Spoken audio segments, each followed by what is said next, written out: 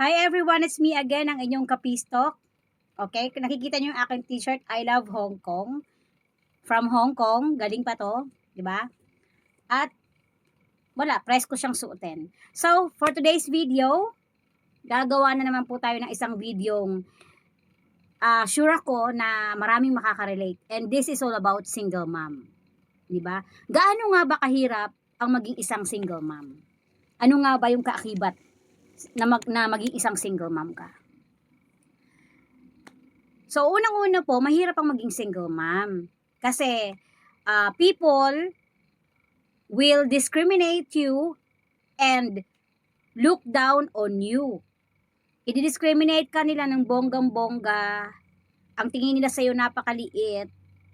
As in, kung sa 100%, mga 20% na lang, mas mababa pa dun sa 20%. Kasi, di ba, iisipin nila o sasabihin nila sa'yo na disgrasyada ka, malandi ka, pokpok ka, puta ka, kaya ka nagkaganyan, kaya ka naanak ka na lang naanakan dahil ganyan ka. Yung mga ganyan ka na lang kasakit na salita na pwede nila sa'yong bitawan anytime at the moment na gusto ka nilang saktan ng bonggang-bongga. 'Di ba? Now, without knowing na hindi nila alam kung uh, kung paano ka nag-struggle and and uh, and the pain na ini-endure mo sa araw-araw, hindi nila alam yun kung gaano kasakit, di ba? Hindi nila alam yung feeling na yung ibang lalaki, papasok sa buhay mo, liligawan ka, ikaw naman si tanga, na in love ka kaagad, hanggang nabuntis ka na naman, tapos nung nabuntis ka, yung lintik na nakabuntis sa'yo, atakbo at tao pala, walang paninindigan sa sarili niya, hanggang sa nauwi ka na naman ulit sa pagiging single mom, hanggang sa yung anak mo, dumagdag ng dumagdag dahil nga sa katangahan, 'di ba? Sa katangahan sa pag-ibig, wala na tayong patumpik-tumpik pa. Aminin na natin na ganyan, na madalas karamihan sa mga babae nagiging literal na tanga pagdating sa pag-ibig. And I am present. 'Di ba? Sino yung mga present? Wag na tayong hipokrita sa madaling salita. Kaya ako ito nabanggit or na i-discuss kasi nagiging part din ito ng depression, anxiety, of course, trauma. Malaking trauma din to sa mga babae, sa mga single mom like us, like everyone. Hindi po ganun kadali ang buhay ng isang single mom. 'Di ba? Na alam mo yung feeling na yung feeling na kailangan mong maging matatag kasi may anak ka, 'di ba?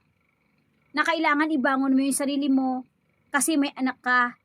Kailangan gawin mo lahat ng magagawa mo kasi may anak ka, na kailangan mong protektahan, na wala naman silang alam sa nangyari sa'yo kahit galit na galit ka doon sa tatay ng mga anak mo, wala silang alam sa'yo. Isinasantabi mo yung lahat ng galit mo sa kanilang tatay kasi wala naman silang alam. Ganyan po katatag ang isang single mom. 'Di ba? Para sa akin, sila ay superhero, Darna, Wonder Woman. Yan ang tingin ko sa kanila. Kasi kung pwede lang nila hatiin ang kanilang katawan sa maraming parte or sa 4, sa 10,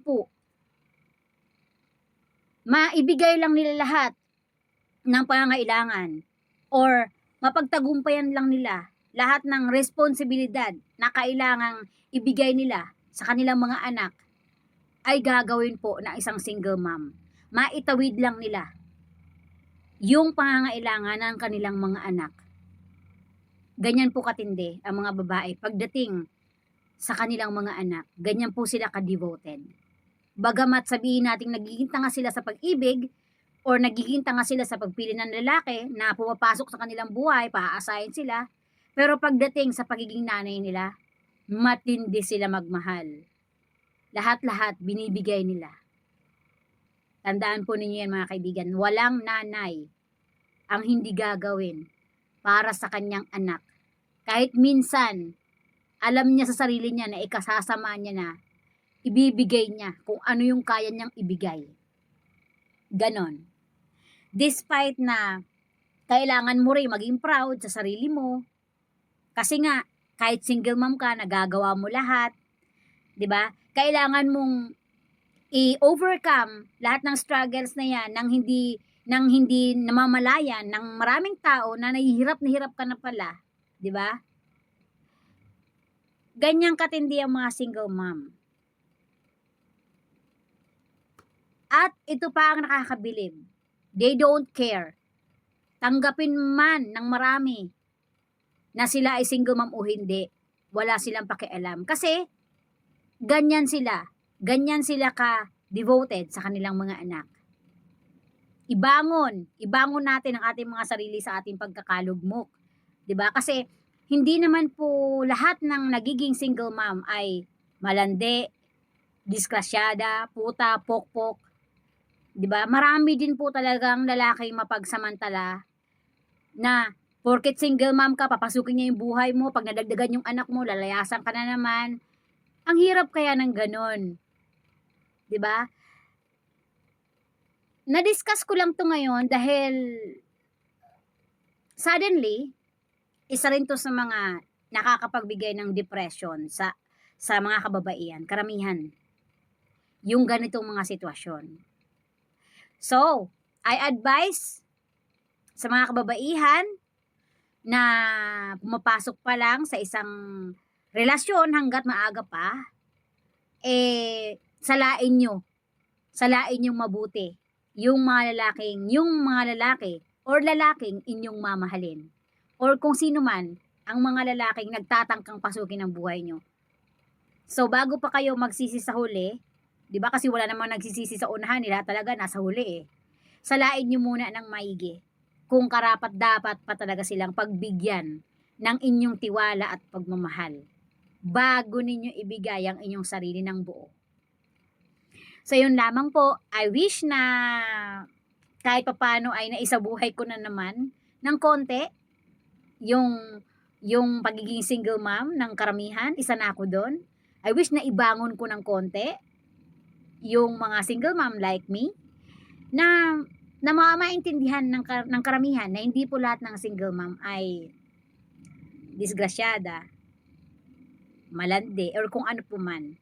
Nagkataon lang po na nangyari yon, pero hindi po sila mababa ang kalidad ng babae. Hindi po sila yung tipo ng babaeng may kasama ngayon, kinabukasan, iba na naman, minuminuto, iba-iba. Hindi po ganun ang mga single mom. 'Di ba? Kung mayroon man pong ganyan hindi ko na po alam. This is ulitin ko po, hindi po ito professional advice based on my own story at karanasan na rin, experience. Kasi marami akong kaibigan na single mom out there and saludo ako sa kanila. Sila ay mga superwoman. Siyempre, I belongs. So, yan lamang po ang masasabi ko sa ngayon. Saludo po ako sa lahat ng single mom out there. Saludo po ako sa inyo. Pagpatuloy niyo po yan. Balang araw, hindi man tayo na ipaglaban ng mga lalaking binigyan natin ng anak or minahal natin, alam ko pagdating ng panahon, maipapanalo tayo ng ating mga anak sa ibang paraan. Hindi pa natin alam sa ngayon Hindi pa natin masasabi sa ngayon, pero sure na sure ako na kahit na isa sa ating mga anak ay maipapanalo tayo ng bonggang-bonga. So hanggang sa muli po and have a nice day ahead. Bye for now!